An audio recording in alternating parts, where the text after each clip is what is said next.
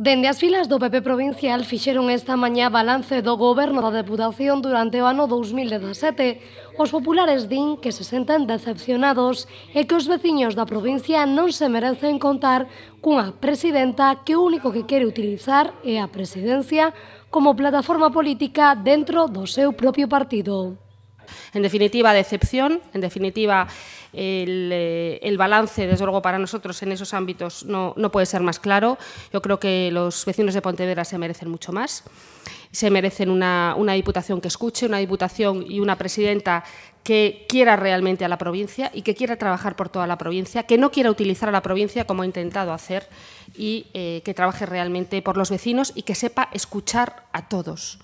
Lejos de insultos, descalificaciones, que sepa escuchar a todos, porque cuando hay muchas personas que dicen lo mismo, pues habrá que valorar si hay algo de verdad en ello y eso es lo que hace realmente un servidor público.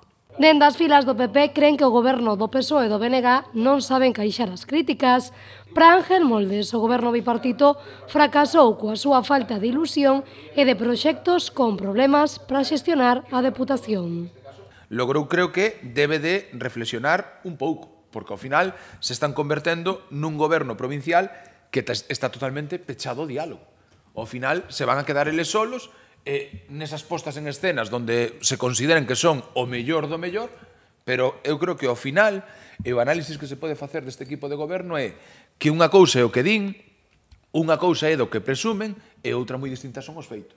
Logo, chegaron aquí presumindo de que as portas iban a estar abertas, ventanas, e aí vemos todos os plenos, vos sodes presentes, incluso algunha vez o tuvestes que sufrir tamén, permanentemente, DNIs, que si cacheos, que si retención, que si lo dice el reglamento. Eu creo que o clima non é bo.